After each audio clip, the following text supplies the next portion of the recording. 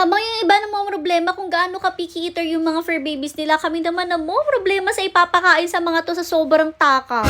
Sweet potatoes or kamote ang kanilang healthy treat of the day. At sabi ko, para maiba naman, isasama namin ito sa kanilang dinner kasi madalas talagang as merienda lang. At syempre, pinasmush ko na nga po yan. Smush nga ba yung tawag? Basta pinapirat-pirat kong ganyan para nga mailagay natin or maisama natin sa kanilang pagkain. At huwag po kayong mag-alala kung makikita nyo na may balat pa kasi pinabrush ko naman po yan bago iluto. At hindi rin naman po harmful for dogs ang kanyang peel. At actually, meron pang mga nutrients na makukuha dyan. At syempre, after nga mahanda yung ating sweet potato, ay pinhanda ko na rin po ang dog food kasi talaga excited na sila. Alam na nila na may kakaining masarap. Sa mga nagtataka nga po or sa mga bago kung bakit sa sahig nilalagay ang pakainan kasi nga po hindi na kasya dun sa lagayan sa sobrang dami na po nila. At kahit nga po meron silang sweet potato, hindi pa rin pwedeng kalimutan ang pinaka-special na ingredient na kanilang pagkain everyday, ang malunggay powder. Kailangan nila yan kasi napakaraming benefits niyan para sa ating mga fur babies. Grabe nga ang ating mo siya, sobrang excited at talagang titig na titig sa kamote. Inumpisahan ko nang ihalo si sweet potato sa kanilang food at ayan, nilagay ko lang siya as topper kasi naman ito mga to very good sila. Kahit hindi mo siya totally ihalo sa dog food,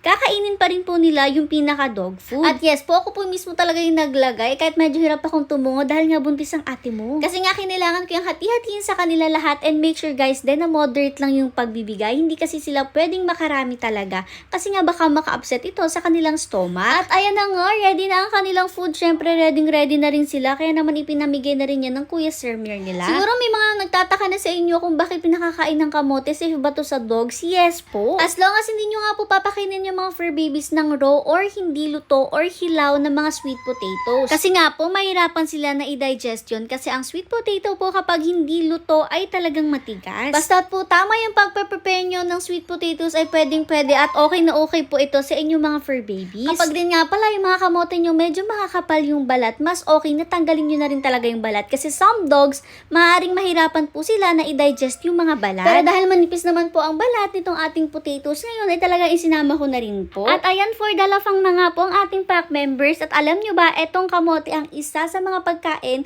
or sa mga prutas at gulay na treat na binibigay namin sa kanila na talagang halos lahat sila ay kumakain. Kasi alam nyo naman yung ibang pack members natin, ayaw nila na ibang mga prutas at gulay pero ito nga halos lahat sila ay kumakain. Actually, parang lahat talaga sila. Kaya naman talaga enjoy nila at deserve naman nila to kasi maghapon nga pong walang kuryente dito sa amin. At kahit nga ganun ay behave naman po sila maghapon at hindi sila masyado nag-ingay at kinaya po nila na walang aircon maghapon. Kasi nga po the whole day ang ginamit lang namin sa kanila ay yung mga solar fans nila at talagang okay na rin naman. Yun nga lang, alam nyo naman tong ating pack members, sanay na sanay sa aircon. Anyways, back to the video. Ayan yung mga babies na nga lang po yung hindi pa nabibigyan at grabe naka-excited nila kasi alam nyo naman tong mga to matatakaw talaga. Very chill at kalmado lang naman itong magkapatid na Robin at Borlag. Kahit nga enjoy sila kumain, kalmado lang din ang pagkain nila. Kaya safe na hindi talaga sila machuchok. Pero itong dalawang to ay grabe. Kaya naman kasi talaga sobrang lalaki, sobrang tatakaw rin. Tingnan nyo nga nilalagay pala ni Ate Shamin. Talaga inilabas na nila yung ulo nila at kinain agad yung nasa ibabaw. Kukuhanin pa nga sana ibang kamote sa kabila at lalagay dun sa kabilang pakainan. Kaso muntik na yung kamay niya. Kaya sabi ko, wag na lang kunin. Hayaan na lang. Hoy promise, hindi namin ginugutom tong mga to. Ewan ko ba sa mga to, talagang grabe kalalala kumain. At may mga nagtatanong rin nga po pala kung ilang beses daw kumain ng ating pack members. Twice a day po sila kumain kasi nga po hindi nila kaya yung once a day lang. Madalas nagsusuka po sila kapag wala silang kain sa umaga. At kahit nga twice a day nang kumain ng ating pack members, grabe pa rin kapag kakain sila, akala mo mga halimaw. Kaya nga talagang hindi kami namomroblema sa pagiging picky eater nila. Ang problema nga namin ay kung ano talagang ipapakain namin sa kanila.